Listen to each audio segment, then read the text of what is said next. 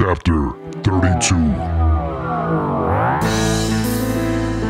You are now listening to the Chapter of the Architect with DJ Architect. What's going on, my peoples, in the place to be? Once again, this is your homeboy DJ Architect. I want to welcome you guys to another chapter of the Architect. This is chapter 32. Once again, we have with us Big Burgers in the place to be, the co-host, and we have a special guest, Officer M. Officer M, I want to thank you for your time this evening. We appreciate it. How are you doing? Doing well. Glad to be here. How was your Christmas?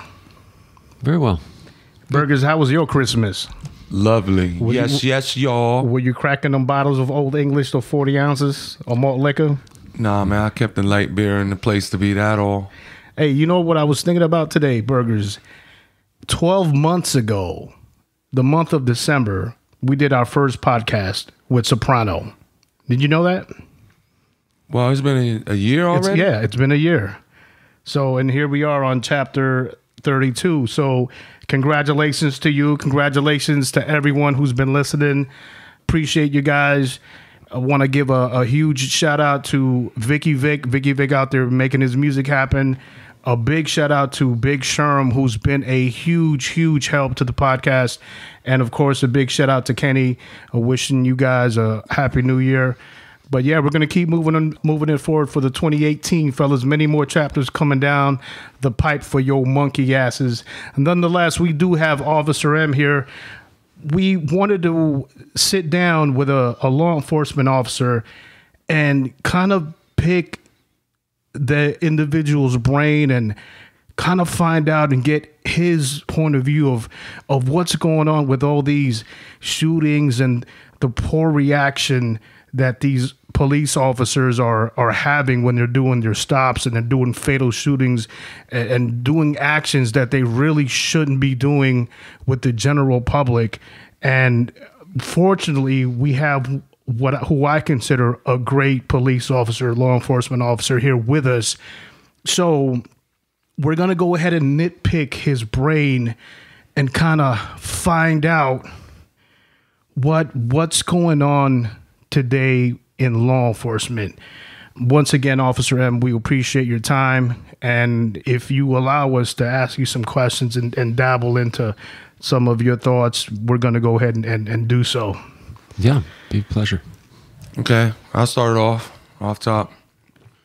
Okay, one thing that interests me is what is the standard operation procedures for an officer when pulling over any individual, civilian, military, or, You know, and I'm sorry, we'll get back to that. One of the primary reasons why I chose Officer M to come to the studio here was because he comes from a different line of law enforcement. He comes from, I believe it's state, correct, Officer M? Well, I've worked in city, county, and now federal. Federal, right. So he has the experience of all different departments. Right. So I wanted to hear that. I just didn't want to get the experience, or should I say the comments of an individual who was just based out of one department.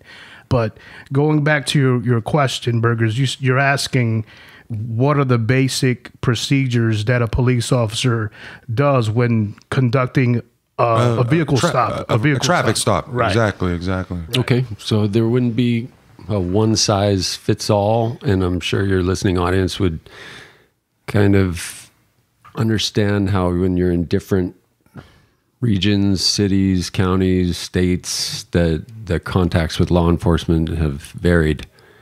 So in the city I worked in, it would be a medium-sized city in Southern California. It was known as the Inland Empire. The IE? Yep. And somewhere between San Bernardino and Pomona along the 10 corridor. But there's a culture in every department. So it would be kind of like joining a organization that prides itself on X or whatever you want to make that their primary value. So the department I worked in, Southern California, was very different than the department I worked in Portland, Oregon. So that's just an example. So the standard operating procedure, I would say in Southern California, it would be, at least the department I worked at, this, you're talking mid-90s, very stat-driven, proactive, kind of get your numbers up. And that means, okay, a phrase like an arrest and 2 sites a day keeps the sergeant away. So and there's not supposed to be quotas, but there are quotas, yeah. Unfortunately, I know we were talking earlier on, my cousin is a police officer, he's NYPD, and he was telling me that, he has a quota. And you're fine. So he says towards the end of the month, and he's finding himself short on quotas to meet, that unfortunately, there'll be a transient laying down on the bench just sleeping, and he'll go ahead and put handcuffs on him and bring him in, and to make the quota? To make the quota. Damn. Yeah. Now they're depending on what area you're in of New York. I mean, those are penal codes that you can go ahead and arrest people for that, right? Got it. I know in some areas out in New York, you just can't be sleeping out and about, and that's how some police officers, they get their quotas. They're like, well, this is an easy one. You get one, 2 of those, and boom, your quota for the month. Your quota for the month is complete. Which I technically don't agree with that. But I'm sorry, Officer M. Go ahead. Well, I would consider myself kind of an anomaly. I slipped through the cracks. I would say that was my first department I worked in Southern California, and so I have a different story leading into law enforcement than I would say most cops have. If you want to go into the origin of how you became a police officer, your background, by all means, we have plenty of time. Yeah, real quick background. Grow up. Mother's a drug addict, alcoholic. Father's in prison. When I'm 2 years old, I spend most of the time raising my sister, who's 3 years old, looking out for her. At the same time, making the decisions for mom, like, what do you want to shut off this month, water or electricity? Wow. So, stints of homelessness, living in the back of a little pickup truck. My goodness. During middle school. So visiting uncles, like on the other side of the family. Right. Uncle in prison doing life. Woo. So I was starting to go down the wrong direction in teenage years. But the thing that saved me was sports. So I was always into athletics, but when you're young and aggressive with no outlet besides sports, and you have kind of an adventurous spirit, then it was going to lead to trouble. So the Marine Corps saved me, like it does many other people. 17 years old, I get mom's signature on the paper, and I'm off. And basically the divide between where I came from and a middle-class life, being a police officer, I thought that would be impossible, because even getting out of the Marine Corps, and I did have a little bit of a specialized job in the Marine Corps. I worked security around Washington, D.C., and had a top secret clearance, all this sort of stuff. And I have to say, your background is not the typical background that becomes law enforcement. The Marine Corps was the bridge that helped you connect law enforcement to who you are today. And ladies and gentlemen, that's why, listen, I always give praise to the military, especially the Marine Corps, just because all three of us here in this room right now in the studio are prior Marines, and they probably ended up saving us. I know it saved a lot of individuals that I met in the Marine Corps, but here's another story where joining the military, whether in it doesn't have to be the Marine Corps, but any branch of service in general can get your ass out of a bad place.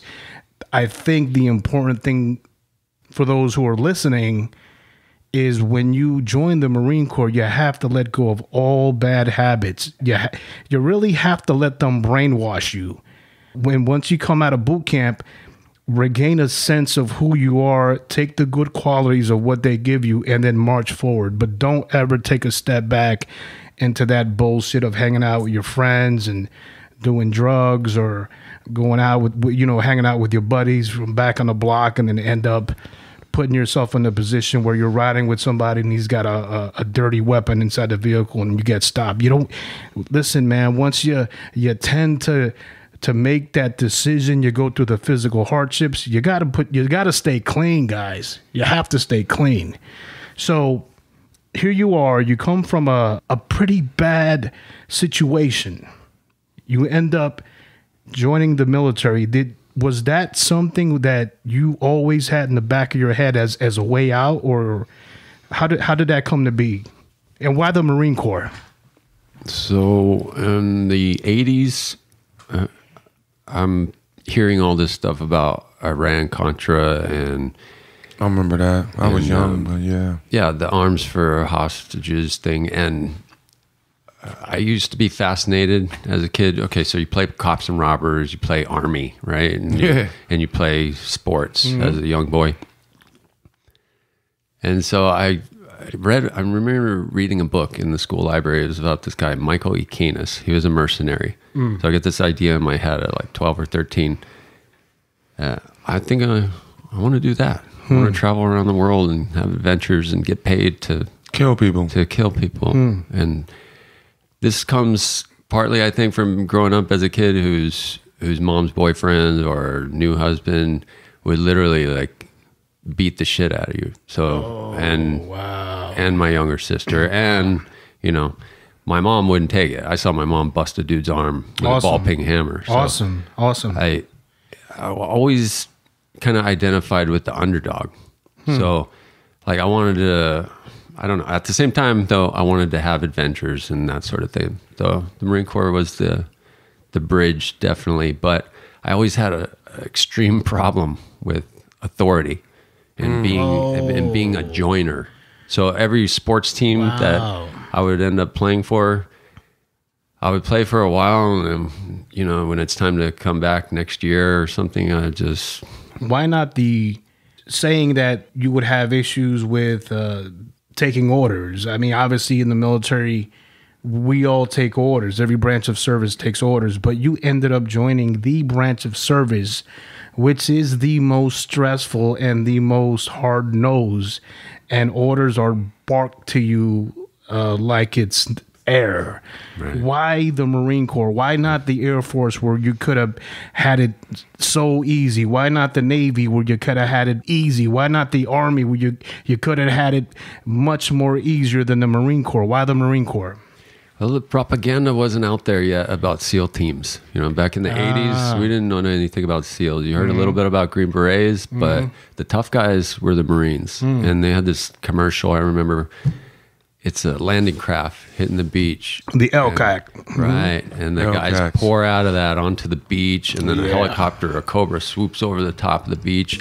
And then at the end, they don't say anything and it just says Marines. And so I saw that, and it's kind of like, I just want to be the basic. Yeah, man, you want to be the best. They romanticize the commercial. I fell for it. We all did. We all did. But I will say this. I mean, much respect to the SEALs, Semper Fidelis. Ladies and gentlemen, Semper Fidelis is the Marine Corps motto. Always faithful, Always baby. faithful. And all day. Yeah, till the day that I go to the grave, Marine Corps is number one, man. And they are. They're the tip of the spear as a basic fighting force. And then, of course, you have elements of special forces. You have, of course, you have your frogman. In the Navy, you have your SEALs, Special Forces. In the Army, you have Delta Force, Green Berets, Marine Force Reconnaissance, and the newly... how long has MARSOC stood up for? I would say about 5 years. About 5 years now, 5, maybe 6 years, maybe. Right.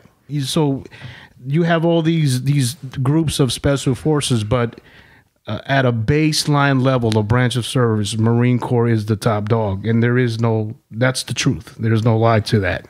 So you end up joining the Marine Corps. What military occupation? You said you were security forces, right? Right. That, ladies and gentlemen, I got to tell you this. to be security forces in the Marine Corps is not easy. It's extremely hard because you'll be placed in situations where you'll have to guard dignitaries, embassies, things of this nature. And I remember a buddy of mine when I was in Okinawa, Japan, Sergeant Brady. I remember they asked for a DNA swab. He had to swab the inside of his cheek and send that out. And I was like, what the hell are they looking for, man? Is it that strict? And he ended up going to embassy duty and doing MSG duty, Marine Security Guard duty, out in Africa. And I mean, he was telling me some stories. I mean, he loved it. But nonetheless, ladies and gentlemen, what I'm trying to tell you is the military occupational skill that Officer M was doing was something extremely difficult to get into. What made you want to go that route? Well, my interaction with the recruiter didn't give me all the info. That happens. So For real. Yes, that happens. I was supposed to be an electrician. Yeah, that happens.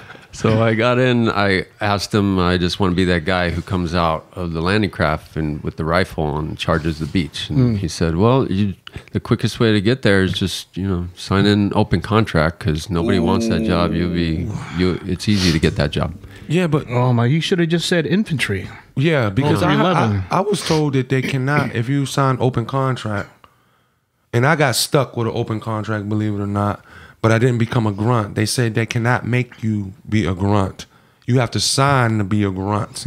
Open contract, you're either going to be motor T or a cook most of the time, depending on your GT score. That's what I was told in boot camp, brother. And I thought I was going to be an electrician, and my recruiter just screwed me over. He was like, oh, can you go next week? And I'm like, what the fuck?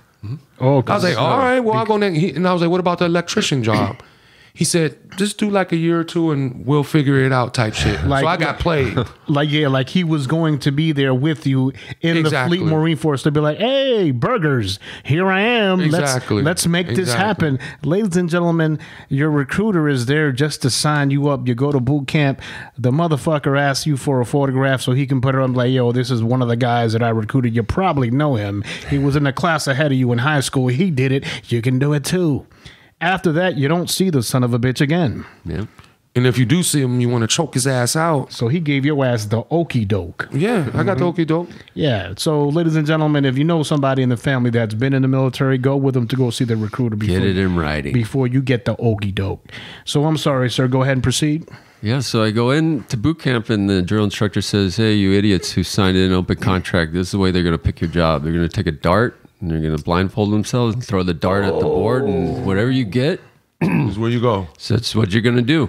Oh, get the fuck out of here. Wow. Yeah, so I heard that, and then during the boot camp, they do a reassessment of you, and they tell you about all this cool stuff you can do, whether you could be a cryptologist. This was back in the like 1990 when cryptology was first starting out.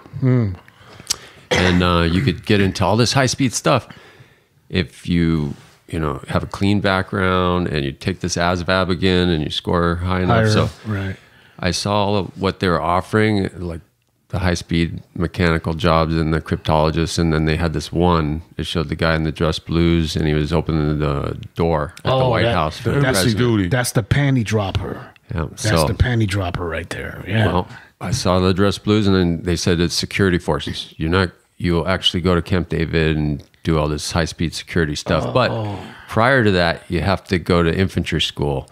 And that's so that if you wash out, then you just go back to be a grunt. Right. And then I heard that. I was like, no, you're going to pass. That's exactly what I wanted. I want to wash out and be a grunt. Oh, okay. I see what you're saying. So I could be at Camp Pendleton, come home, see my girlfriend on the weekends and all that stuff. Right. So I had my little plan worked out. I never thought I would be selected. Like I said, my mind coming from where I came from is like it's a long shot. They get a load of me. they're gonna be like, so you was just trying to fail that joint on purpose, but you were so good at what you were doing, you ended up not getting washed. You were like, fuck. My appearance is that of an all-American boy. I mean, look at me, red hair, blue eyes. Yeah. Just like Opie in the flesh. Pie. Yeah, absolutely. Yeah. I come in and they put me right through. They're just like sending this guy to the top, first of the line. I got through the program. 2 guys out of our whole company got selected for that program. Me and this other guy. So out of your whole boot camp, there's 6 companies in the class. So 2 of us. So I'm thinking, well, this has got to help me get a job, because I never envisioned doing 4 or more than 4 years in the Marine Corps. Right. From day one, I hated it. Wow. I was the screaming, like you said. Yeah. The problem with authority. Oh, yeah. I mean, you could check me. I've got no tattoos on me. I had a very love-hate relationship with the Marine Corps. Wow. After I got that first paycheck that they give you after you go through boot camp, you get It's like your big a whole $800. Yeah, exactly. Back then it was $800 because you didn't get paid for 3 months during boot camp, and then they right. they lay $800 on you and 10 days of leave. Yeah. And then I was like, oh, I love the Marine Corps. Yeah, This is absolutely. the greatest. Yeah. Give me the That dough. chow. Yeah. Hey, let me ask you something real quick, Officer M. So what battalion were you with when you were in boot camp? If you don't mind me asking. 3rd Battalion. Kill. Thumping 3rd, huh? Mike. Huh? My company. Yeah. 3102 right here, baby. Give me some love. 3119. Yeah. the ladies hard and- dogs. Well, 1st Battalion right here, ladies and gentlemen. Oh, Delta God. Company. They just knew how to 1st march. stage, 1046. Yeah, we knew how to march. We didn't. We was killers. Guess. Yeah, no, hold on a they second. trained us to kill. Guess who my senior was? My senior was on a silent drill team. So that's all we did was march. And we won company drill, serious drill. Anyways, let's get back to the point. But so let's fast forward. So you end up becoming a Marine security. You get out. What makes you get out of the Marine Corps? Well, I'm in Washington, D.C. during the early 90s, and I really want to be a fireman. And back east, firemen fight fires in buildings and do all the heroic rescue stuff. And I never thought it would be fun to be a police officer. I thought it'd be more fun to be a fireman, because the opposition is kind of a force of nature. It's a fire. You're going to rush in there and you're going to do some good. Like I had never seen police officers do good when I was growing up. Wow. Because of the past experience with the family. All my interactions, Right. all my family interactions were negative Right. with police officers, and it wasn't the police officers' fault. I'm not saying it was Right. bad cops. It Right. was bad, Yeah. bad family. Yeah. Growing up But in a family of crooks. So. Nonetheless, it wasn't like the police were coming to your house to give you food. It was Right. to come I knew it take was bad somebody news. away. Yeah. Right. So I thought I was going to be a fireman. I actually did volunteer firefighting in Prince George's County, Maryland. Most of the time we just responded to a car wreck or, somebody gets shot. And Prince George's County wasn't a nice place to be back in the early 90s. You said Baltimore? Southeast DC area. Oh, yeah. I got family out there. It's pretty bad. Wow. For real. That's interesting. So you were trying to be a Firefighter, yeah. I went through the training, and then I got back to California because that was always the goal, get back to California and become a fireman. So I start testing, and California agencies, it's a lot different. They want you to be almost a paramedic already before you apply, and you're going to go out in the brush. The EMT, you got to be an EMT, correct? At least EMT too. The guys who were getting hired were usually already paramedics who already had some type of experience. And so I was seeing right away that it's going to be firefighter route probably ain't going to be. Me and my wife, who I married when I was 19, and she was almost 17 with her parents' permission. Yeah. So this is the demographic I'm coming from. You guys are still married? Oh, yeah. Oh, my goodness. What is man. this? Congratulations. Yeah, for real. 92. Yeah, we are a rarity. Wow. Especially when you consider getting married so young. Wow. Get married while in the Marine Corps. And then going through law enforcement for over 15, almost 17 years. My goodness. How many years did you end up doing in the military? Just 4. Wow. Hey, well, that's enough, man. Thank you for your service. Yeah, thank you. Outstanding. So there's a fork in the road. One is for firefighter. One is to become anything else. What made you want to go to the law enforcement route? So my goals changed as soon as my daughter was born, and I stopped thinking about adventures so much, and I wanted to be a good dad, which I never had. So I wanted to do the dad thing. I wanted to do it right. And I thought, you know what? I'm going to show all the adults in my family that this is the way it's this ain't done. that hard. Right. Why couldn't you do this? That sort of thing. So I'm going to do it right. Nice. So now I need a real job though. I'm getting out of the Marine Corps. I'm a high school graduate. I have no skills except for how to shoot straight and that sort of thing. So, and I did have a little bit of experience as the volunteer firefighter, but that wasn't holding any water on the West Coast. And that's a whole different thing between East Coast, West Coast firefighters and all that stuff. But I just started taking tests. Basically, I'm going to take the first one, the first job. I'm surprised that they wouldn't, say, okay, let's consider him, man. That's you'll find also in police agencies. So there's always like West Coast cops consider themselves way more professional than anybody else, but especially I don't see how with LAPD doing the shit that they do. And no disrespect to them as an agency. I'm just saying that every department has bad apples. But anyways, I'm cutting you off. So you said you started applying for law enforcement agencies. Right, because the goal now is to just get a good income, get into the middle class, take care of my kids the way a man should. So I thought, okay, this is going to be what a man does. And the man doesn't go play in the streets or go fight fires. He just does whatever job for however long you got to do it. And then the kids grow up and then you live happily ever after. And it's funny that you chose law enforcement because let's be honest, firefighting and law enforcement are kind of married together. Mm-hmm. It's either or. You go to a scene, you're going to either see somebody, a paramedic or a firefighter, or you're going to see a person in blue.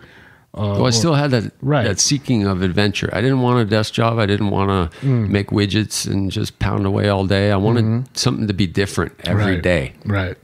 And I wanted to be doing good, which is the impetus towards firefighting. Right. So you go ahead and you start putting in applications for law enforcement. Yep. First one that bites, police. How many applications did you put in before you got a call back? Well, the first law enforcement job I actually had, I was hooked up by a former Marine. So I'm managing an apartment complex, I'm delivering pizzas, and I'm a security guard. I have 3 jobs. Damn. So when I got out of the Marine Corps, coming back to San Diego, trying to make it. And one of the people in the apartment complex I'm managing is a former Marine. And he said, hey, I got this gig over at 32nd Street Naval Station. You should apply. So I get in there.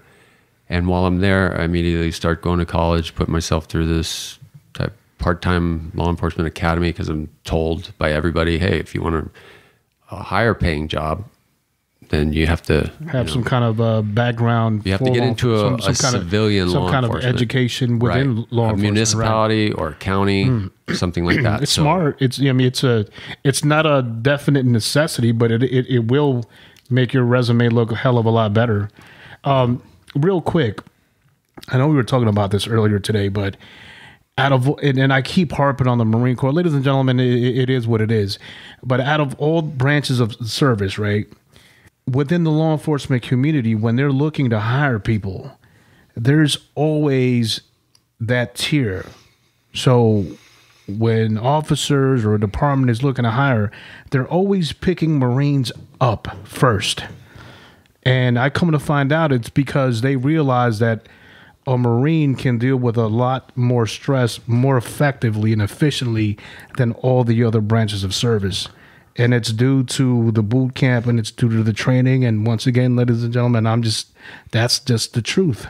And you're going to be on time. Right. Well, aside from anybody in special forces, but the Marine is probably going to end up being picked over any other branch of service due to the high threshold of stress that they can handle. So you end up going, you're a contractor, you said you end up going to 32nd Street, which is, ladies and gentlemen, San Diego area has multiple bases. You have naval bases, you have Marine Corps camp bases, you have air stations. It's saturated with military bases. So when we say 32nd Street, we're talking about probably one of the biggest naval stations the biggest in San Diego. I know Coronado is pretty that's mid-sized, linked in with it, basically. But it's its own installation. But 32nd San Diego base is huge. So you go down there. What happens after that? So I worked there for 1.5 years, and while I was working there, I told you, and going to this college program, part of the college class was interviewing for police jobs.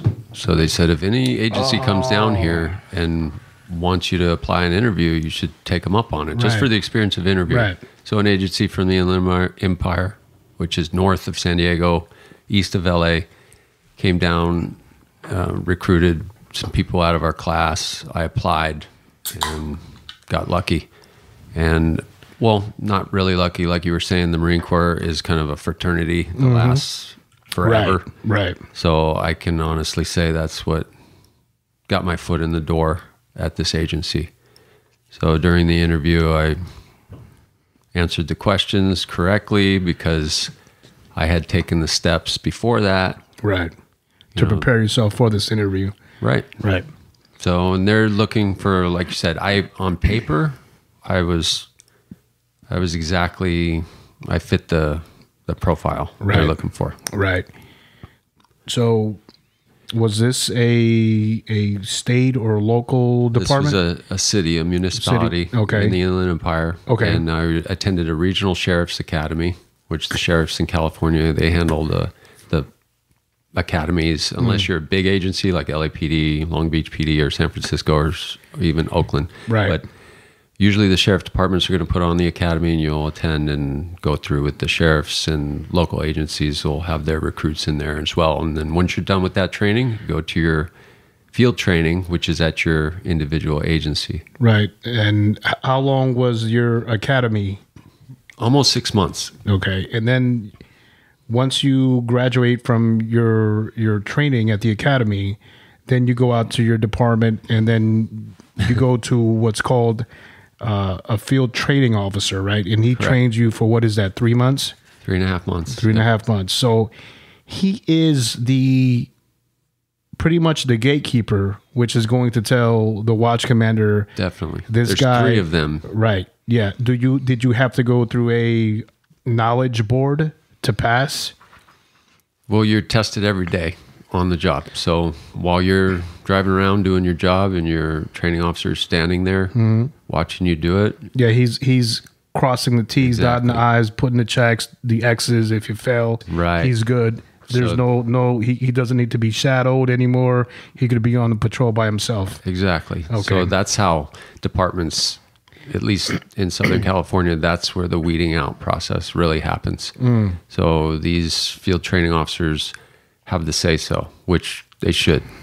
I mean, they're going to be the ones who see you all the doing time. The job. They're going to actually, and they are usually, after doing the job, pretty good judges of human reactions and character. Although some people, better than others. Yeah, I would assume some officers have a good way of hiding bad character, I would assume, because there are bad police officers within different departments. In your experience, have you met people you've come in contact that are police officers?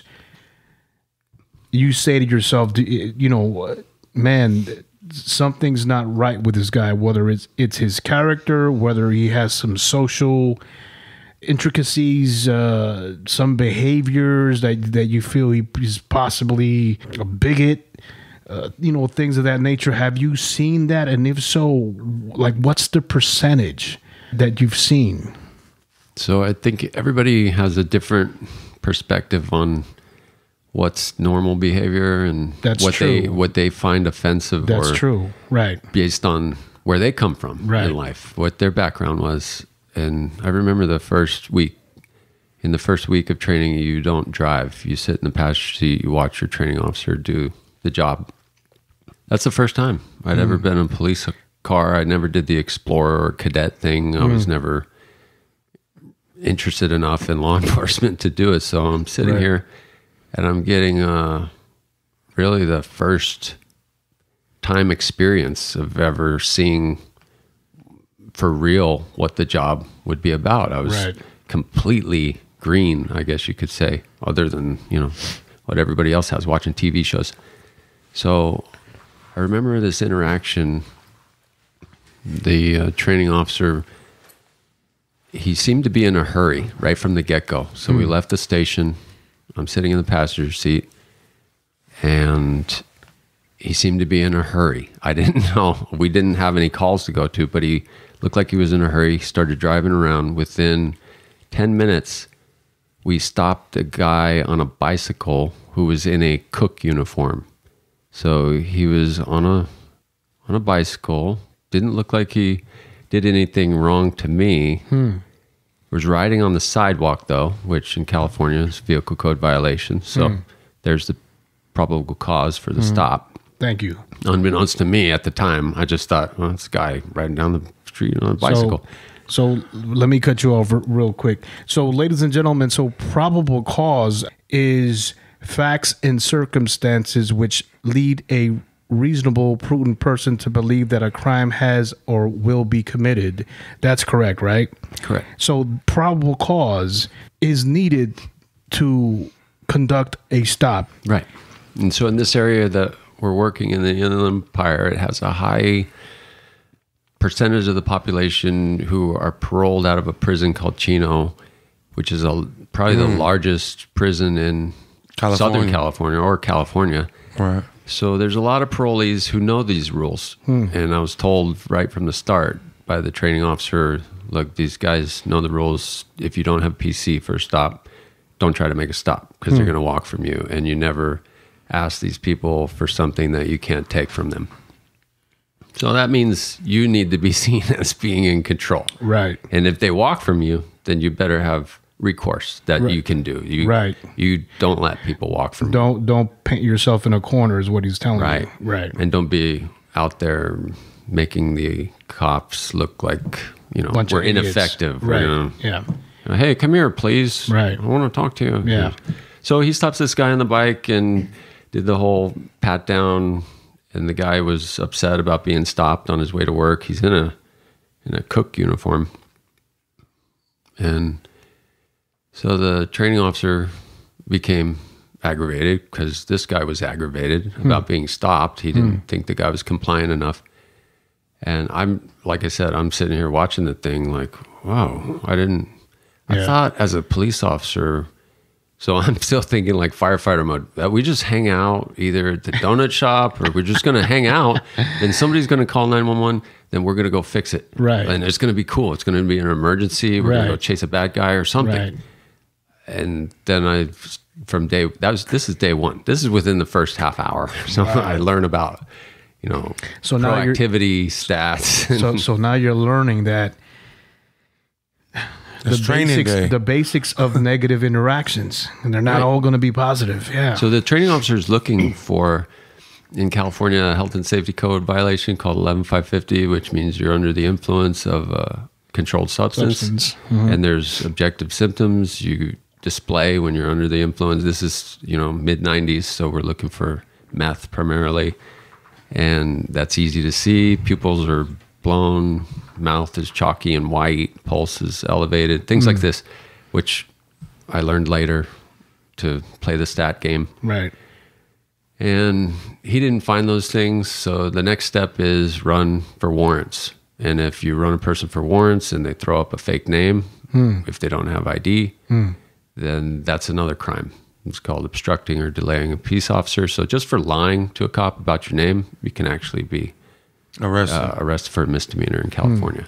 So there's several avenues that you can turn a stop for a vehicle code violation into an arrest. An arrest, right. And this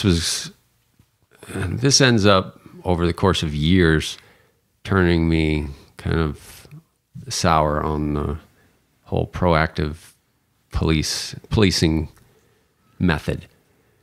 I saw its benefits sort of when I just heard tonight.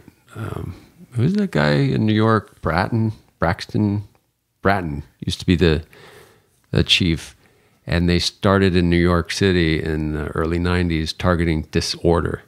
They said, we're not going to have a disorder anymore. Like in the 70s and 80s, they let it go. New York was wild. And then their theory was, no, once we started cracking down on drinking in public, all these little crimes, then homicides went down. And like this year, New York had 300 homicides, which back early 90s, they were averaging 2,000 a year. I don't know if it's still going on, but I know several years back they were having a big issue with the stop and frisk.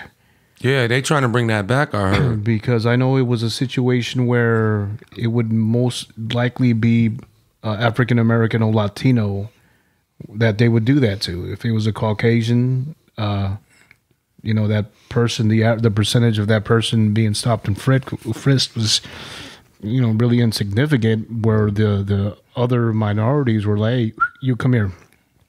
Yeah. And that's going to depend on the neighborhood. That's going to depend on who lives in that neighborhood, where the officer's working. It's racial profiling. I really think that is. Yeah. I don't agree with that. Now, Officer M, from department to department, obviously policy is going to be different, correct? Yes. Is your training going to be different, or do you have to follow pretty much the standard regulation? No, it's very Are you similar. talking about the difference between county, state, and federal? Is that what you said? Yeah. I'm just saying, like basic training. Well, basic in California is set by the state. So Right. Peace Officer Standards and Training is going to decide what the whole state has to meet. So it's and all states really are going to be standardized so that you can't go next door to the next city and think you're going to get something different. Oh. So, however, regional, that's where I saw the difference. So after doing almost 8 years with this agency in Southern California, I decided I want to be a PE teacher. So I leave law enforcement just after having all the fun adventures that I could stand. Right. Like turning the job into a game as best I could. Well, why did you do that? What was the thinking behind that? So like I said before, I always identify with the underdog. Right. So from day one, I was uncomfortable going into people's houses, and to boot, I'm quite introverted. So I've learned that I'm not comfortable getting into other people's business, or I'm definitely not comfortable with giving lectures to people on how they should live their life. Right. I agree. So I think I was one of the few cops I knew, and I probably count them on one hand, who thought, this whole drug war is idiotic. This is stupid. I'm not going to go out looking for stats and hem people up for doing dope. And then there was the argument from most old timers, all these drug addicts are the ones who breaking into cars to feed their habit. Well, you know what?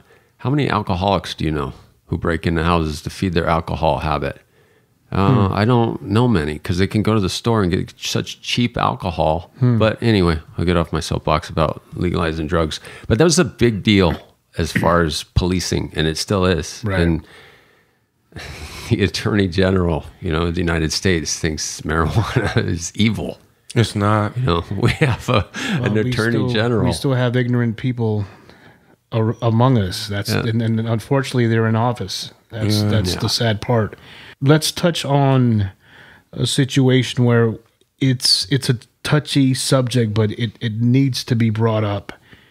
So you have individuals like that idiot out in Florida. Are you talking about Zimmerman, right? Yeah. And then he attempted to become or go into law enforcement several times, and he's time after time denied. Obviously, the kid had some fucking issue. There are people that make it and slip through the cracks. Have you come into contact with those individuals while working within your own department, and how do you deal with that? That's the hard part. Okay, so you go in the Marine Corps, right? And you're a new guy, and you go to your unit, and you're told, this is how things run. You don't come into a new unit as a new guy, especially in these organizations, and think you're gonna stand up and run stuff. Right. And that's always the conflict I've had. Is like I kind of have something in my gut telling me, you know what, I'm not a joiner, and I really hate this structured organizational authority. But at the same time, my mission is to feed my kids. Right. So I'm not going to lose a job to be a hero. And as cowardly as that sounds, I'm not going to paint myself as some type of hero. I got in as a new guy cop, and I shut my mouth. I remember, I could tell you tons of war stories, but one in particular, I hear on the radio, officer screaming for help. You can hear the difference in the tone of voice when an officer's fighting or struggling physically. Right. There's muffled sounds on the radio, and just you just know. Possibly heavy breathing. Right. And then the inflection in the voice, you sound panicked. So I get to the scene, It's nighttime. Headlights are illuminating. The officer laying on top of this suspect who is face down, and the suspect isn't moving. It looks like he's under control. Right. And the officer is just pinning him down until help arrives so we can get him cuffed. Right.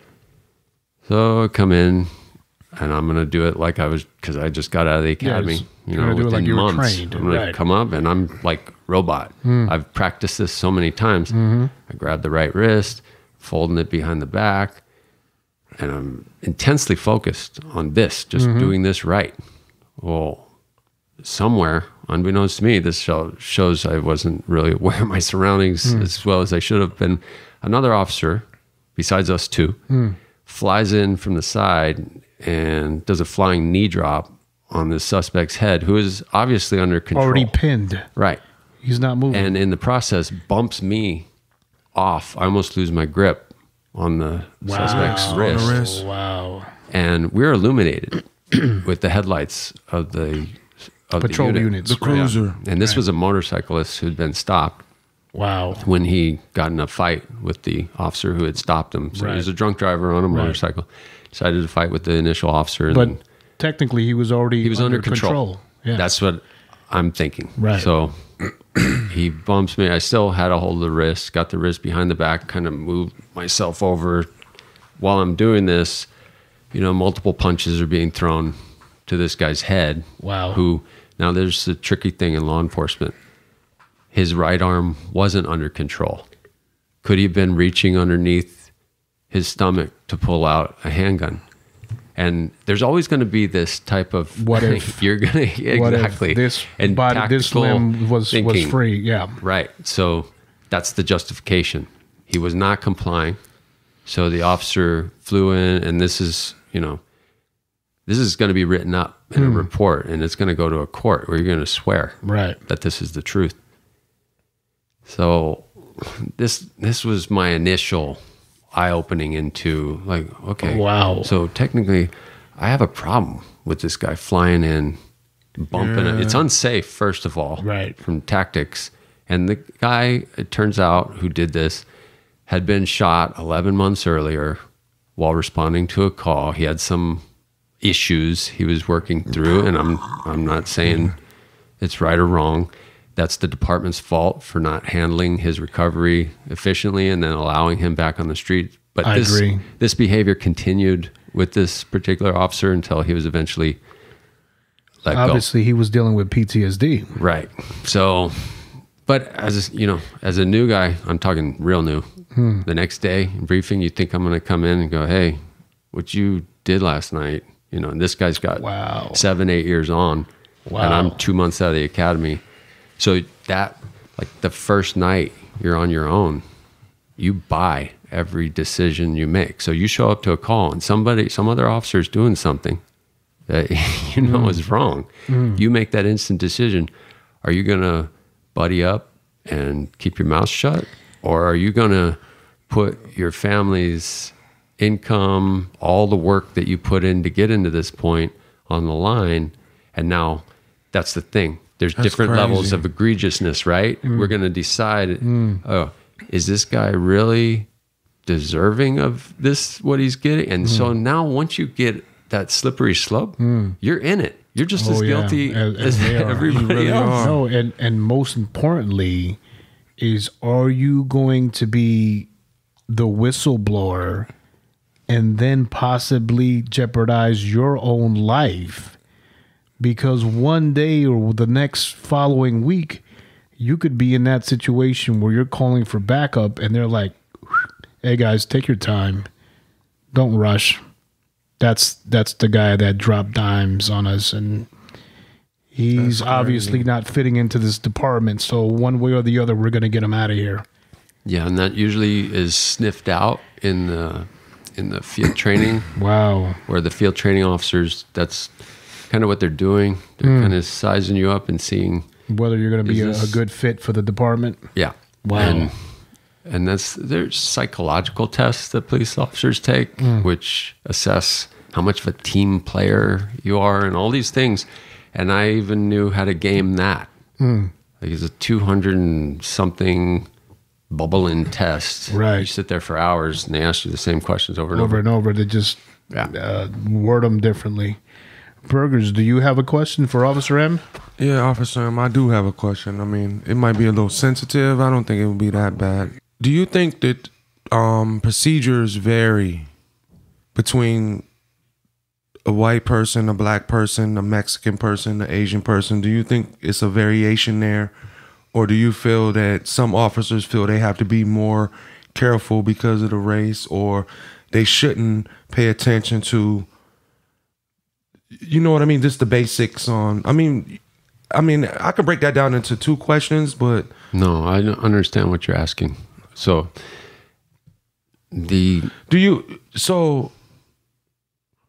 as an officer, do you feel like when you walk up to an individual that's black, do you feel that they're a threat? Or if you walk up to a Caucasian's car, and do you feel like that's a threat? Or Asian or Mexican, do you feel, is there a threat level of, I mean, I'm just generally speaking, because I mean, I want to know. I got pulled over by the cops several times, and they were cool because I was cool. You know, I guess, I mean, I was always respectful to cops. No matter how much I do and don't like cops, I never was disrespectful at all. I mean, I had a cop at one point, I won't even lie, I was probably underage. I think I was like 20. I had a 40-ounce beer between my legs. I didn't move to move it because I didn't want to get shot. Mm-hmm. And this is in, you know, where I came from. He poured the beer out. You got guns and drugs in the car? No. Here, he poured the beer out here to get rid of that. Okay, so exactly what you just described, there's a couple of different types of cops. So that cop would pride himself on what I used to pride myself on, which is taking care of important stuff and being able to respond to somebody who calls 911 because whatever is happening.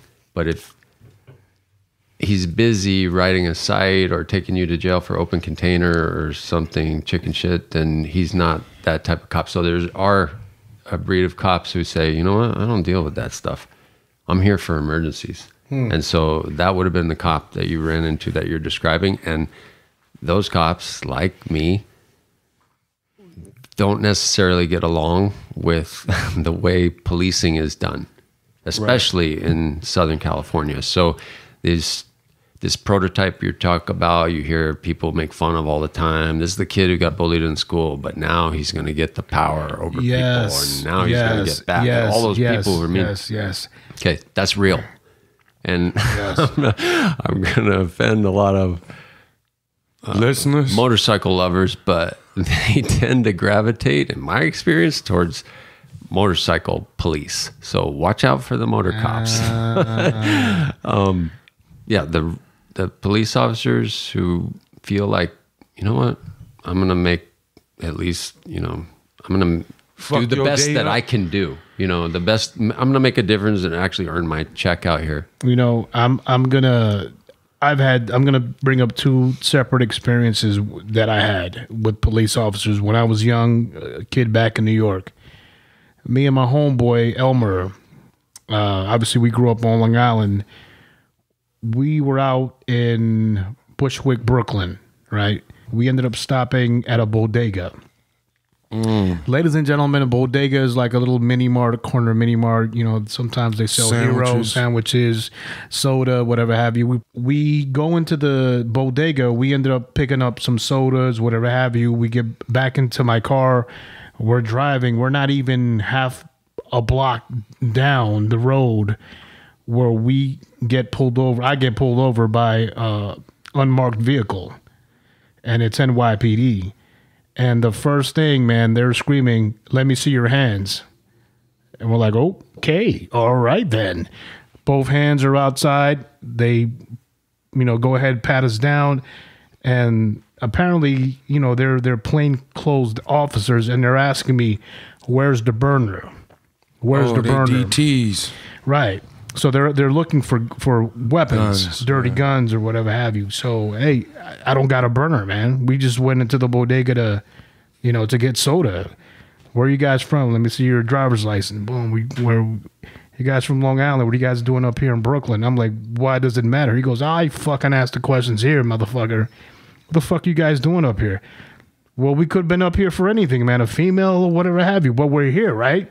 What is it illegal? Shut the fuck up. Where's the burner? I said, look, man, look through the vehicle, man. We've got nothing. Got nothing to hide. He gave me my driver's license back. He goes to me and my boy, get the fuck out of Brooklyn. Go back to Long Island. Whatever. That was probably the lighter note of one of the experiences. The other one, my buddy Danny Jimenez and myself, we had been partying all night. We stopped by 7-Eleven. I'm on my way to drop him off at the house. He goes, hey, man, stop by 7-Eleven. I'm going to get some nachos before I go to bed. All right, cool. We stopped by. He's a little bit inebriated. On the way out, he ends up dropping his nachos. He turns around, goes back in. The guy behind the counter saw him drop his nachos. He goes, hey, I'm going to go get a new, fresh batch of nachos. And the guy's like, well, you got to pay for that one. He goes, you saw me drop it. He goes, no, you got to pay for it. My homeboy, Danny, you know what I mean? The dude, Dominican thug, he grabs the nachos. He goes, watch this. And then just proceeds to walk out. And I'm like sitting there like watching him like, hey, man. And the guy behind the counter picks up the phone.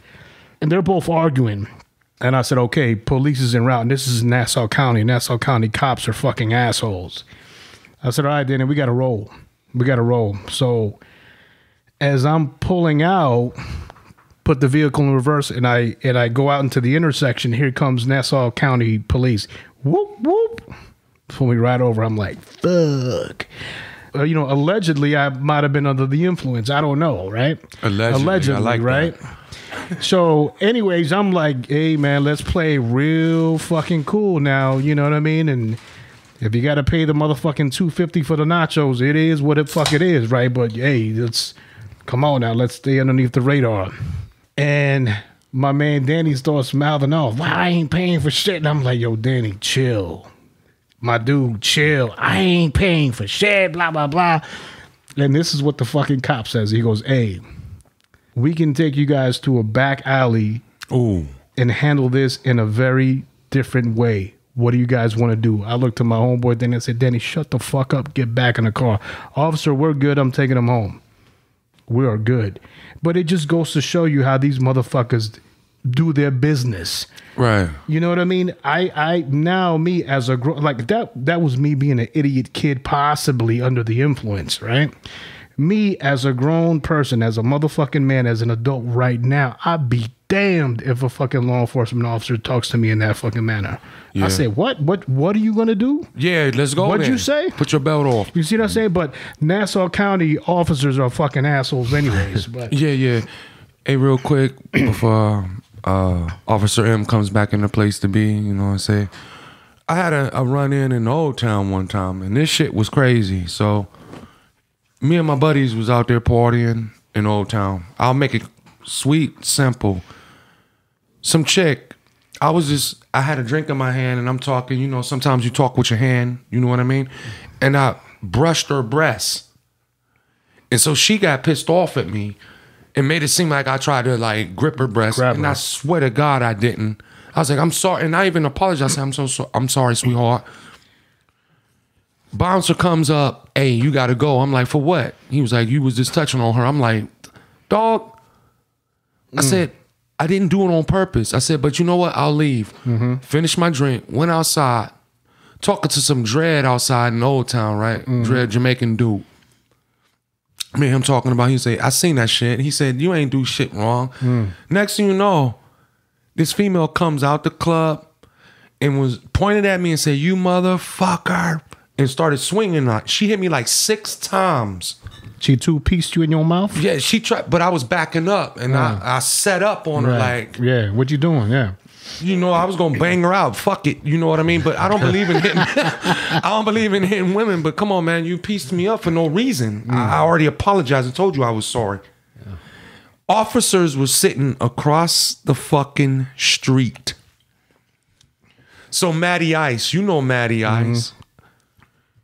He gets some hair up his ass. That's my boy, Blase. He's a white gentleman, blonde hair, blue eyes, pretty boy.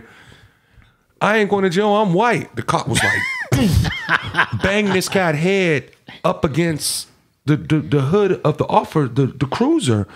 And I'm like, what the fuck? The cops came over to me, questioned me, and I said, I didn't do nothing. They said to me, we know, we watched everything. Wow. And I said, well, why the fuck didn't why y'all talking about I might have a case? Yeah. And that's it. Quick and simple. Wow. Ain't that some shit? They were sitting right across the street. Well, that's crazy. Hey, well, let's get to the gist why I wanted Officer M here. We're running a little bit long-winded now. Excuse me. So we're having this situation where police officers are shit, man. They're just fucking killing innocent people. Officer M, is it Premature? hold on a second. Is it fear? Number one, is it fear? Are they afraid of the person that they're coming in contact with? Number two, is it lack of training? What the fuck is it? Because one of these shootings, I remember old boy is in the vehicle. He's reaching for his ID. He's telling the police officer, hey, look, I'm going for my ID. And then his girlfriend was Facebooking it live. And then the officer shot, and then the officer's like, oh shit, what the fuck? What, like saying like, what the fuck did I do? Right. What, in your personal opinion, in your humble opinion, what is going on? So as you're talking, I'm thinking of all these events that have happened, all these shootings that have happened.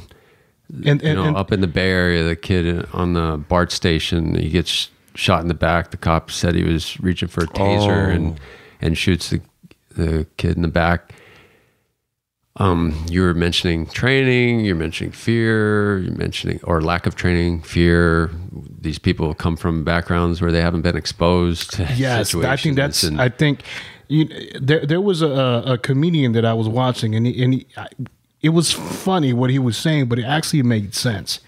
He said, what you should do is put officers who grew up in the ghetto as beat officers, because they know how to move, the inflections of the individuals from the neighborhood. And if you take a cornbread individual from a suburb, he's going to be, his senses are going to be heightened. He's going to be fucking scared shitless, as to where a beat cop that grew up in the hood is going to be like, hey, man, you're not supposed to be selling those pirated DVDs, but which ones you got?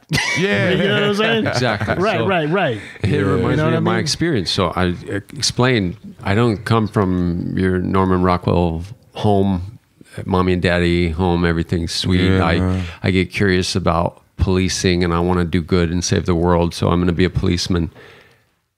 That wasn't me. And my friend who was from that background, he ended up going and playing college football. He's the other side. So you got your former military, who many of them, if they're white, unless they're from like the backwoods, there are some who've had experience with urban poverty. Right. But I don't think on many on the level, at least I haven't met them that were on the level with me. Maybe if they come from Appalachia or something like that, they know what it's like. But then, and again, that would be different because they would be sheltered. So I'm going to give you the perspective. Perfect word, sheltered. Perfect word, yes. From a poor white man's perspective, which I've basically, and I've, mixed race kids, all this stuff. I don't give a shit about what color you are. I know in America, the only thing that matters is green. If you got money, and that's just my personal experience. I can't speak to other people's, but coming into the police work, I saw those types of people. They went to college, they had mommy and daddy, they had everything. They basically walk right into middle class. They never leave it. They don't know the insecurity. Right. And he used to joke with me is like, you find all these bangers and these stolen cars because you were that piece of shit when you were a kid, huh? You were hanging out with these fuckers. That's how you know how to find. Because like I was saying before, I turned the job into a game. Right. That was another officer talking to you, saying that to you? Yeah. Wow. So the public, at least where I work, was looked at as stupid for living, or they were just looked at it. So, when you have an enemy, so, as a Marine, you're going to dehumanize your enemy. Right. So you can kill him. Yeah. Right. So as a police officer, this is a sad state of affairs. Now, I'm not saying it's for everybody, especially now, because I've been detached from municipal law enforcement and all this stuff. But tell you what, you put anybody in an environment where they rely on other people for their safety, at least they think they do. They do. That was my thing too. In the police, I never felt like the underdog.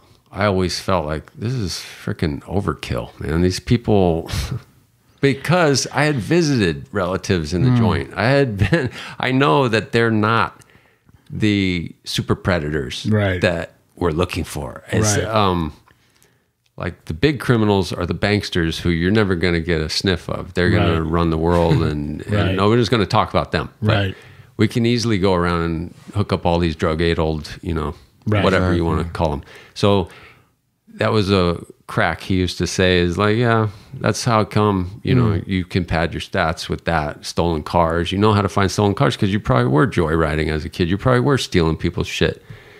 I was like, no, I just haven't been sheltered like you. A comparison would be, my highest year of catching stolen cars with the driver in the car driving around was 15 in a year. Wow, so that's like more than one a month. That's high. That's more than one a month. Extremely high. Which in the Inland Empire, if that's what you're looking for, and you're not messing with tweakers and wasting your time with people on bicycles who are driving around. How the hell you pull that off? That's a solid stat. Right. It is. That's how I kept sergeants off my back. That's how I kept my coworkers off my back. Because I was the one. You just caught him sipping a 40 in the stolen car. Like, what's up? What's cracking? Officer M. Yeah. We have a stolen car. Be advised, blue Chevy Impala. Yeah. Officer M, I got him. Yeah. I just started running Chevy Impalas. But. Hey man, but that's what's up. But you know what? There's nothing wrong with utilizing past experience from a lower class environment to make better for the current public. There was times. Here's a satisfying moment I can relay from being a police officer. So I get this stolen car, right? I hook up the driver and other officers. I know this car's like a Honda Accord, and it's kind of beat up. It's older. It was easy to shim with the shim key. They're off and running. If I tow this car to the storage yard, the owner is going to have to pay the tow yard a couple $100 to get it out. Right. So I would tell dispatch, I'm going to be out with this vehicle. Try to ring the owner. We get the address off of the plate. So we run the plate, find the registered owner's address. Then they cross-reference, find a phone number for that address, get the owner out here, see if they want to come out to the scene and get their car. I just saved them a couple $100 and I found their car. They can go to work tomorrow. Wow. So Dude, you're a good cop, man. Wow. This is what I tried to have like small victories. Yeah, man. In the midst of what I thought was Most officers don't give a fuck. I got to applaud you, man. And then because I haven't forgot what your homeboy said to you. Oh yeah, man, you were stealing cars back in the days. That's why you were catching. That was some real ignorant shit. It was. And unfortunately, because I'm the type of guy where, if I feel disrespected, man, I gotta say something. I'm pulling back, and I'm about to give you the fucking 5 fingers of death to your face. You know what I mean? But like I said in the podcast prior to this, I'm not an animal, so I think about the actions I'm about to take. I don't want to go to jail or prison, but I would give that motherfucker a verbal scolding, and I'm probably sure you did as well. Or if not, you did it in a much more eloquent manner.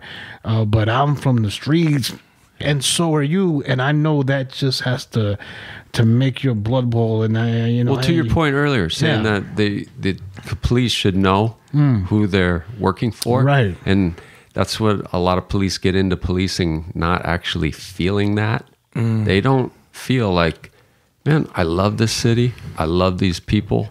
And hey, man, that's a legitimate point. Hey, Burgers, if you can't pop that bottle for that, man, real quick. this is one of the good guys, I must say. That's for real. Hey man, I commend you, and I say that from the bottom of my heart, man. There are not a lot of police, and I knew this from previously. I would not invite a dirty cop or a cop who I thought was not on the level. You're a good man, and I appreciate your time. For coming up in here, man. Believe me, ain't no dirt bag coming up in the studio. I'll tell you that right now, man. But we need a lot more law enforcement officers such as yourself, man. And I could say something real quick. I know you was probably offended, and Architect had said something about the situation when one of your fellow officers or one of your higher ups at that point said that you must have came from that. Yeah, it was very disrespectful. He shouldn't have never said that. But like Architect said, maybe they should start looking at backgrounds, because you don't want to put a person that has not been in that environment in a place. So you got the upper class guy, you woke up, you just came right out of mom's womb, and you in the money, and then they try to put you in a situation or put you in an environment where it's hostile. It's not going to work. No, they're You see what I'm saying? So, I look at you and I'm like, dude, this dude a hard dog. You know what I mean? Did Marine Corps, you know what it is. Cats stealing cars and everything. That's crazy. But that was you. Yeah, and that's you how set your base. You set your base. The job and was I fun. respect that, and I give you the utmost respect, brother. As an officer. So do I, Mom. So do I. Yeah. Absolutely. For real. And you got a good heart. I could tell you got that heart, because you know why? You went through the shit. A lot of people don't have a heart, Officer M, because they never had to live through bullshit. They never had to go through the things that we endured as children, as teenagers. Where the fuck am I going to eat my next meal before we got in the Marine Corps, or however it panned out? You know what I mean? Yep. So and when you came in the place to be and told us off top how your life began, I'm looking at you like, shit. This was something I referenced on the last podcast. Listen. There's always someone that got it worse than you. Exactly. Right. Listen. So let's talk about the shooting that happened in Phoenix, right? Which one? I'm gonna put this asshole's fucking name on the podcast. Philip Mitchell, you fucking dirtbag. I'm letting you know right now. He an officer? So, yeah, well, he was. Fuck him then, he was cleared. He was cleared from the court, but his department let him go.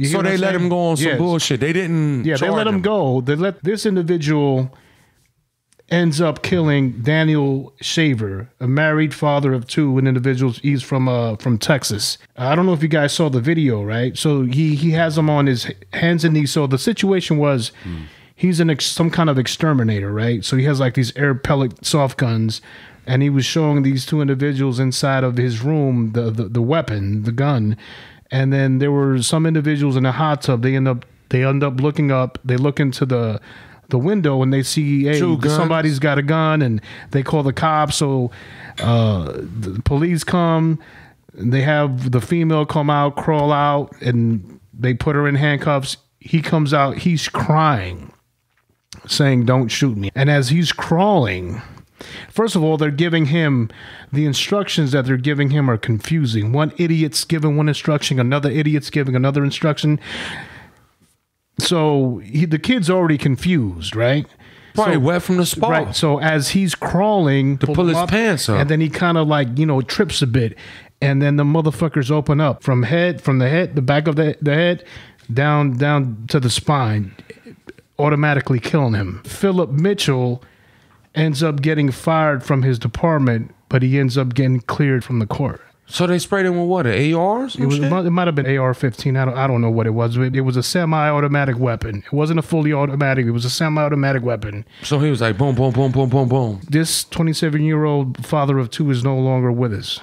What the fuck, man? What the fuck? So I'll go back to simple tactics. So I saw the video. They're in a hallway. It's a narrow space. The officer from the get-go sounds like he's just on a Nervous. power trip, a straight up power trip. He calls the guy, young man, or something like that. You're about to be shot. You don't know how close you are to being shot. That sounds And- premeditated to me. Well, he's putting out there already, and he's standing in the hallway, a narrow hallway with a long gun. And their report was, and do you remember the Vegas shooter from Right. the window of a hotel? Shooters. Right. Okay, so I can tell you how police briefings go down. Whatever's a current event, when you're sitting in police briefing about to go out on your duty, they always like to say, "Hey guys, Remember. watch out! Remember. This thing in Vegas that just happened. Mm-hmm. Like it's somehow going to be related to your neighborhood." But anyhow, Yeah. everyone's got this, or if they're pea brain, they have this on their little brain.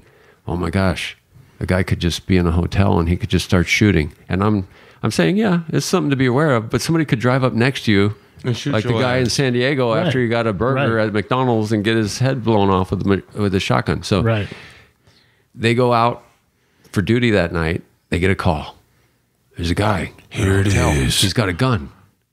And so he's already, and that's the thing. So as they a police automatically officer, put that scenario into Right. the So he's situation they're boxing- about to incur. he's boxing himself in.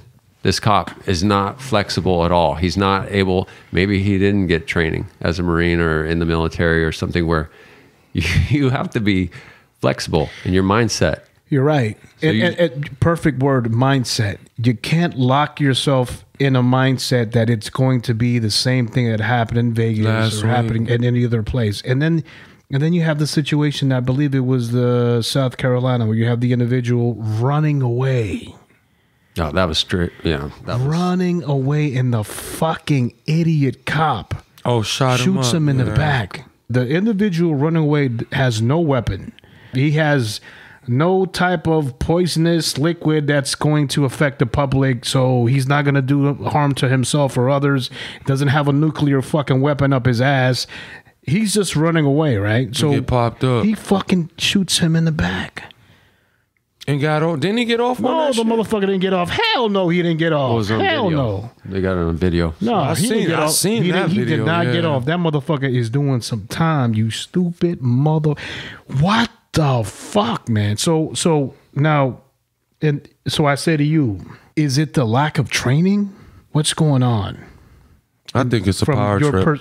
And it could be that as well. There's some motherfuckers that you could probably agree with too, Officer M, that are within law enforcement that have no right to be carrying a badge or a gun.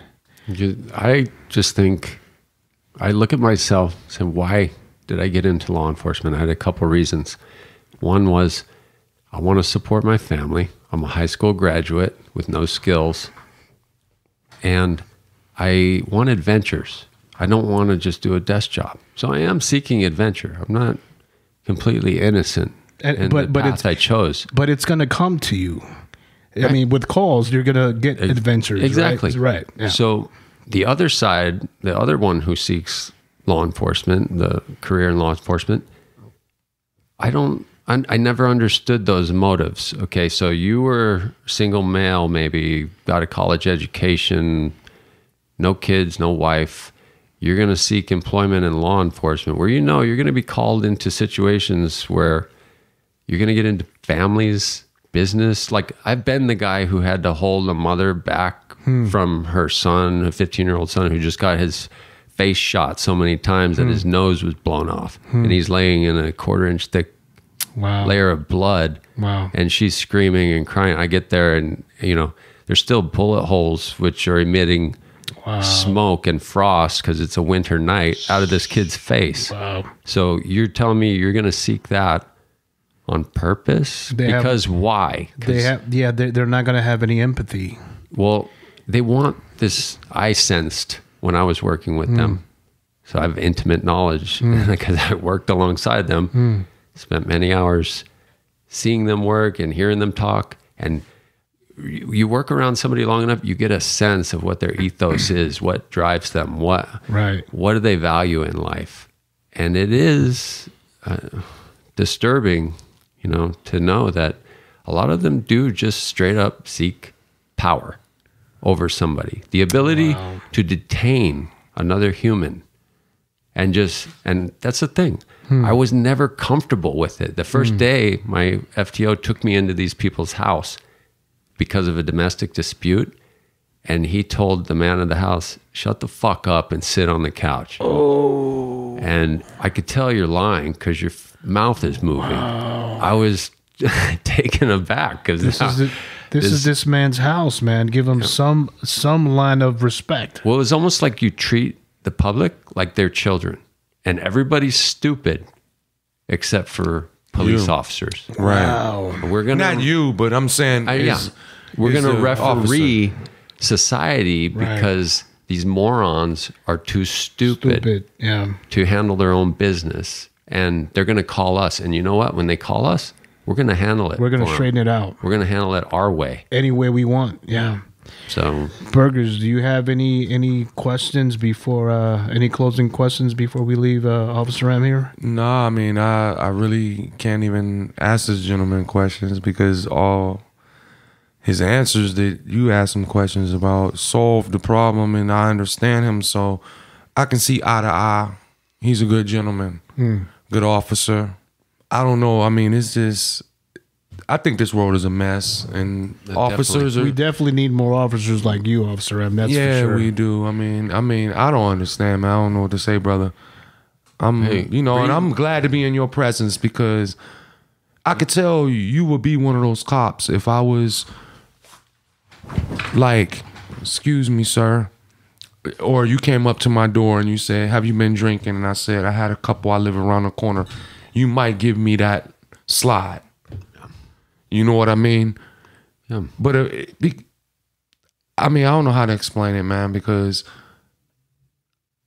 one reason I would never be a cop is because I don't know if I would be a dirty cop. Yeah. If I find guns and drugs, who knows where we going from there? You know what I mean? So, well, you can, and I don't do drugs or nothing like that, but I shouldn't even say that because I would be a good cop because I care about people's families. And as a matter of fact, I was talking to one of my wife's friends' sons. He's in the Army right now, and he said he wanted to get out and be an officer. So we started asking him questions. And I was like, so one of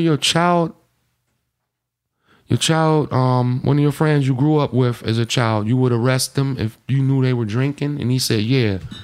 I said, why wouldn't you just like follow him home or something? You know? But he's like, I think he's one of those guys that's going to be,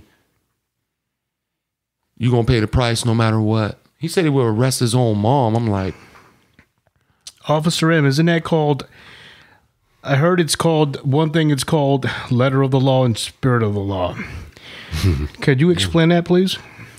So the letter of the law is the way it's written, and you're never going to get in trouble as a cop if you go by the letter of the law. Never. Because your backup is, hey, the code says this. I did this, so I'm covered. That also works the other way towards the public, correct? Well, if you go by the spirit of the law and say you do cut somebody some slack, or you do a workaround, the guy is a little drunk, so you call a family member, say, hey, take care of him. I don't want to get hemmed up for 5 hours handling him when I could be out here available for emergencies. Right. So, you make a phone call, you get a relative out there, they take him home, whatever. Right. So you just work the spirit of the law, because technically, letter of the law says he was in violation, so arrest him. But you, as an officer, you're liable. So now say the family member comes to the scene, he doesn't handle it. The relative says, you know what? I'm not going anywhere with you. You left the scene. You left the family member to handle it. Now this guy gets back in the car, drives down the street, kills somebody. And then they say, hey, why didn't the cop do something? Right. Well, he came out to the scene. He assessed it, and he made a decision. Right. And he made a wrong decision. Which is called discretion. Exactly. Right. And 9 times out of 10, if you want to form relationships with the public, you want to be seen as a human, you should exercise the spirit of the law, because you're going to need the cooperation of the people that you supposedly are there to serve. I agree. Right. So you need to be seen as a human. I agree. And this is where like, I'm not a cop basher. You know, I don't like, I'm repulsed by those cops who get in their position and they use it to exercise dominance over another human being. It sickens me. Right. I want to, you know, I'm not going to say what I want to do to them, but the other side is it's very paradoxical. Like, you're caught in those situations all the time where you're like, you know what? I really want to cut this guy a break, and I really think my time would be better spent doing this. Right. But if I do this and it goes bad, I'm done. What the truth is, I believe what you're trying to say is that being in law enforcement and being able to have the skill of critical thinking is imperative. So you're looking at step 1, and down the road you're looking at step 8, 9, 10. What can happen if I decide not to or do what I'm about to decide to do? So yeah, it's a domino effect. So you have to go through all the different scenarios, I'm assuming, right? Because at the end of the day, you will still be liable, correct? Yeah. Yeah. There you go. So sometimes it's a heartache to do what you would have to do, but you're mandated. Exactly. A lot of times you don't have a choice. You're sent to these calls via dispatch. You're going to go there, and the choice is taken out of your hands. And so the public sees, hey, man, this cop just did this. He didn't seem to care. And after a while, you know, that's how cops get disgruntled, is they just feel like they're a cog in the machine. Their discretion is taken away. You know what? The public doesn't understand us. Supervision doesn't understand us. We're just going to go out here, and it's only us who can take care of us. Wow. So screw everybody. And so is that the police officer you want coming to your house? Absolutely not, man. I believe me, it would be an issue. I tell you what, man, because even though I do respect law enforcement, I do. But if any law enforcement officer is going to come into my home in a working capacity, they're not going to punk me. They are going to give me the respect as a man, as you are walking into my home, and say to me, "Good evening, Mr. DJ Architect. We have a call of blah, blah, blah." Oh, yeah, man, let's talk about it. Let's see what we got going on. But do not come in my house saying it. Sit the fuck down. Hey, shut your mouth and shut your dogs before we shoot your dogs. Oh, hold on a second now. You ain't going to shoot my babies, homie. I got so much more cooperation, and I went 7 years without a founded citizen complaint. And the one complaint I did get was for not doing something, not because of what I did. Wow. Well, Burgers, real quick before you step out to use the bathroom, do you have any other questions for Officer M? No, sir. I have no. I just want to thank you for your insight. You know, you're a good officer. Officer you're a M, good man. Do you have any closing statements before we end the podcast, the chapter? One closing statement. Sure. The thing that helped me cope with my job, and I'm not a preacher or anything like this, and this book is not denominational or preachy. Something that helped me cope with all the paradoxes involved in law enforcement and trying to be true to my roots is reading the Tao Te Ching. So the Tao Te Ching. Take that for what is. Or look into it. Yeah, okay, well, we're going to go ahead and we're going to look into the Tao Te Ching. Am I pronouncing that correct? Officer M, thank you so much for your insight. We appreciate the experiences, the stories that you've told us this evening. Once again, believe me, if I felt that you weren't an officer that with high credibility, high character, you would not be in the studio. Once again, thank you so much for your time. We greatly appreciate it, ladies and gentlemen. And you know what? By any chance, if we have any other questions, if the listeners have any other questions, would you mind coming back for another chapter later on, a different date? Live right down the street. Great, my man. Thank you so much. Ladies and gentlemen, this has been Chapter 32 with your host, DJ Architect. and your co-host, Big Burgers.